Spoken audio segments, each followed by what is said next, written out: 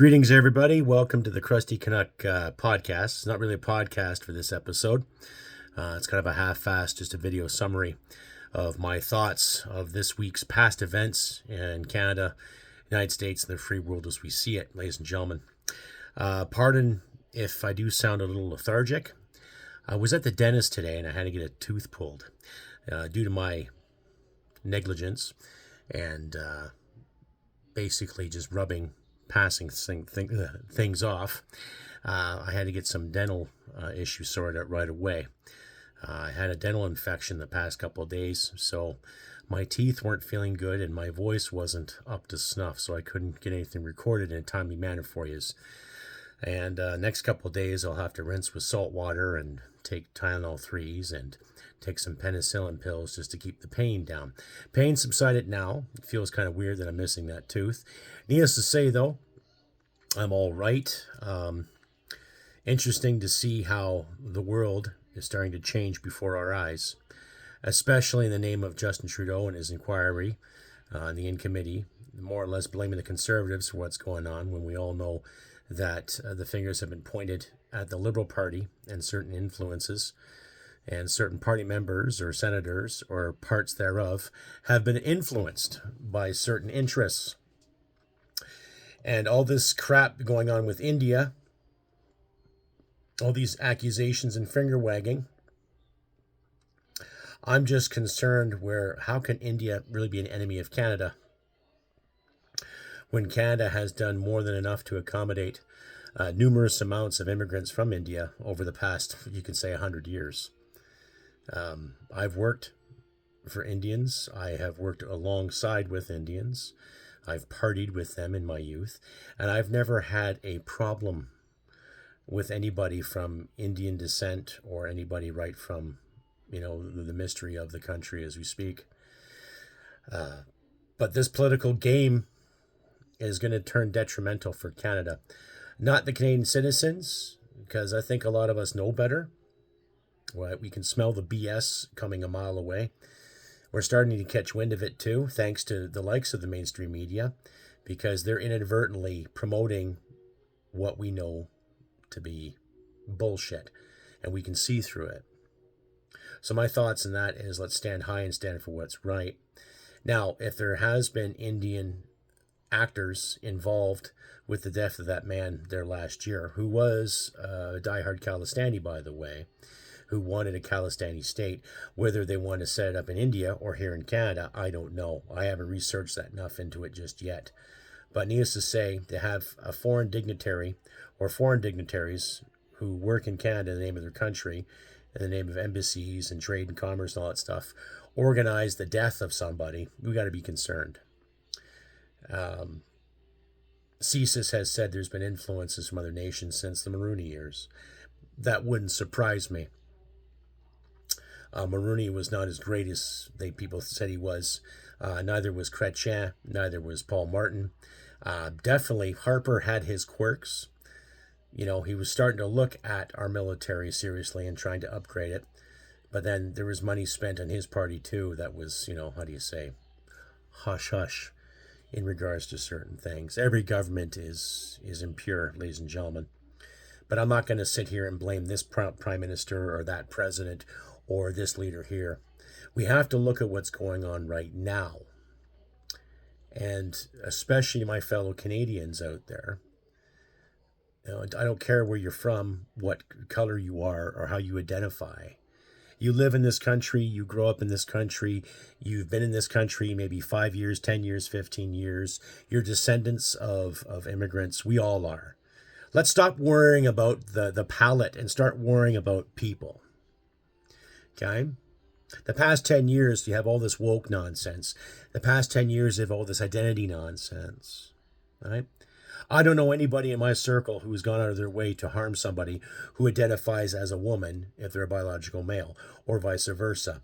I don't know anybody in my circle that's gone out of their way to harm or destroy or have someone fired because they might identify as something different. Okay? So let's get rid of that narrative right now. I don't care. You do you, I do me. Just don't make rules for me to say. You know what I mean? And we're getting to a point where every politician out there, and I will say this about the Conservatives too, you're not standing up. You're not standing up. You know, it's very prestigious to have that position, to be elected into a position of power, to be elected and to be appointed into a position of this ministerial position or that ministerial position. And yet, when it comes to the health crisis in this country, where are these ministers of health? Cue the crickets. When it comes to the economic crisis in this country, where are the financial experts? Cue the crickets. Right? When it comes to defense of this country, where are the experts? Cue the crickets. Okay. We're not seeing anything substantial. Now, an acquaintance of mine, well, I call him a friend too, Frank Vaughn, he does a video series called The Fulcrum on YouTube. I highly suggest you watch his work. He is quite the intellect when it comes to reality, ladies and gentlemen, so please check out his work. And when you're watching the banter back and forth between Trump and Harris, when you're seeing the banter back and forth between Poilievre and Trudeau, it's relatively the same. You know, give or take a few different words, but Trump is standing up for the American way and standing up for what is good for the United States, good business, less taxes, more freedom, people roam around, do your thing.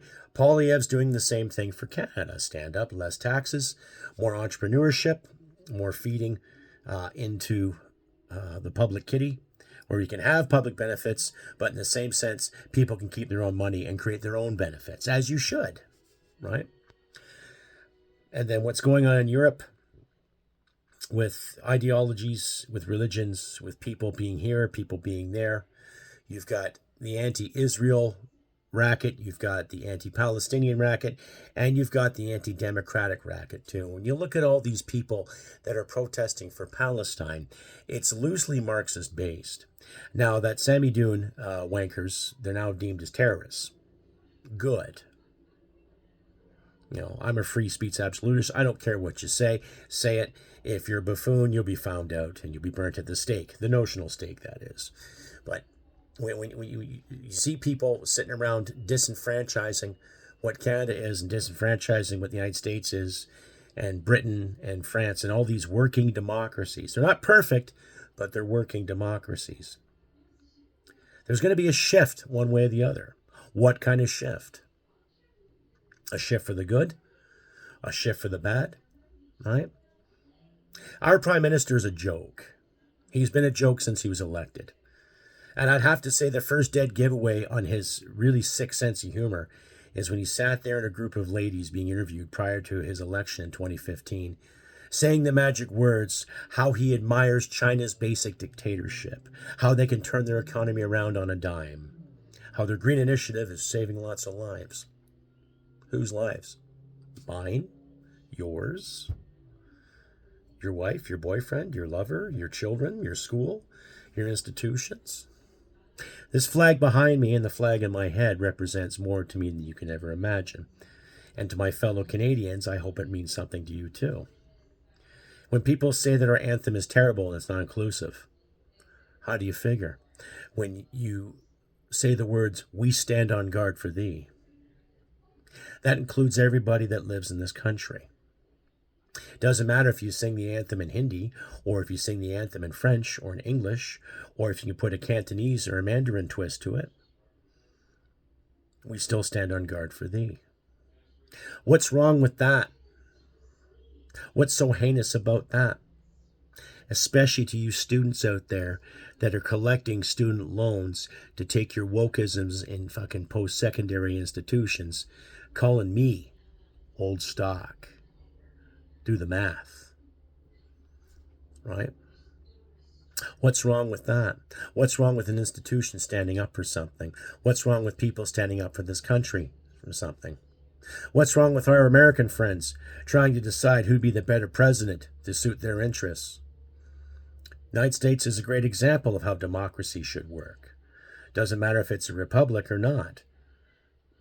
We can learn from them. They can learn from us too when it comes to our parliamentary system.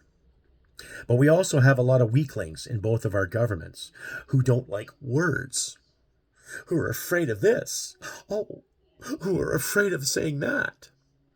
when they should stand up in the House of the People, House of the Commons, and learn how to say this magic word. No! You know what I mean? And it doesn't matter if you're dealing with the separatists from Les Blocs, or the NDP, or the Justin Trudeau Liberals, or independents, or the Conservatives.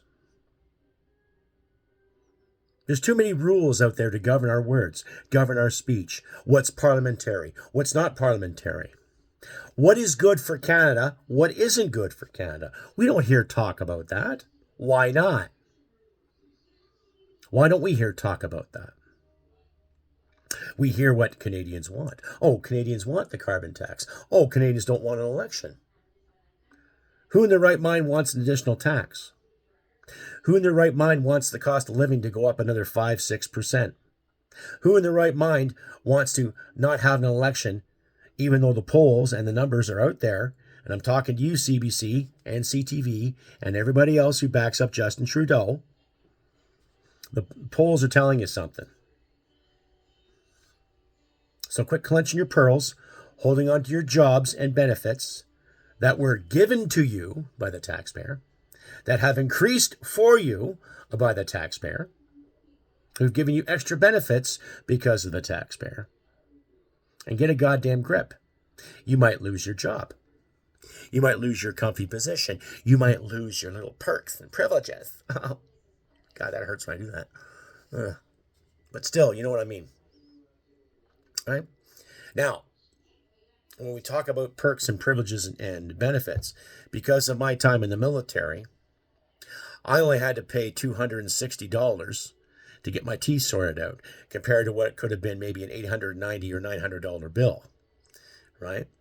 And it's funny, I actually talked to the dentist there prior to his surgery, and I said, how would you benefit from the dental program?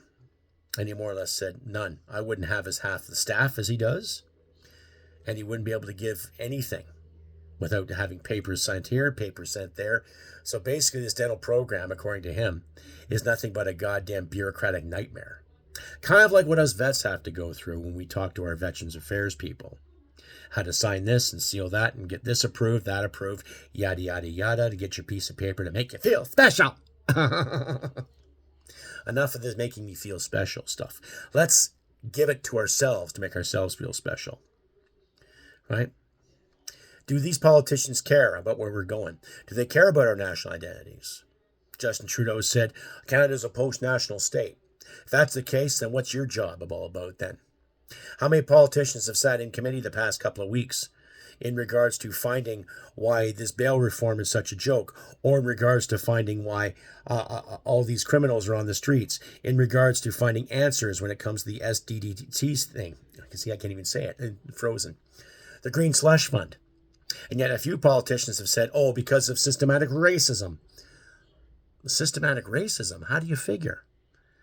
If the system was systematically racist, you wouldn't have a job. You wouldn't have been elected. Think about that. So the straw man argument is out there. They're reaching and grasping for straws as we speak. And they're not giving a shit. So the contradictions are right there in front of us every day, ladies and gentlemen. It's up to us to sort it out. It's that simple. I can do something from my end. What can you do in your end? You know, I can contact my MP, give him shit. Stand up against Bill 293, the vegan law. Stand up against 263, the censorship law. And let's get to the bottom of this corruption. Where's the money going? Where is it coming from? Who is really influencing who around here? And start giving us the fucking names. And if a handful of admins and bureaucrats are afraid of privacy being compromised, too fucking bad. The sovereignty of this nation, the sovereignty of our people, all the Canadian people, all colors, all creeds, are going to be compromised. Something to think about, ladies and gentlemen. Anyhow, I've been Krusty Canuck on this beautiful 17th of October, ladies and gentlemen. I will try in the next couple of days to get more of a positive podcast up there for you. I can just feel my mouth tingling right now with all the freezing and all that wearing away. Oh, yeah. But keep your chins up. Keep good things in mind. Do your best to be kind to people to the best of your ability. If someone needs a hand, don't hesitate to give them a hand. If someone needs help, don't hesitate to give them help. And don't be afraid to help yourselves and give yourselves a pat in the back once in a while. And look at yourself in the mirror and say, hey, fucking job well done. Anyway, ladies and gentlemen, I'll see you some other time with a proper episode. Take care, and like I always say, humanity and merit wins the day. See you soon. Bye for now.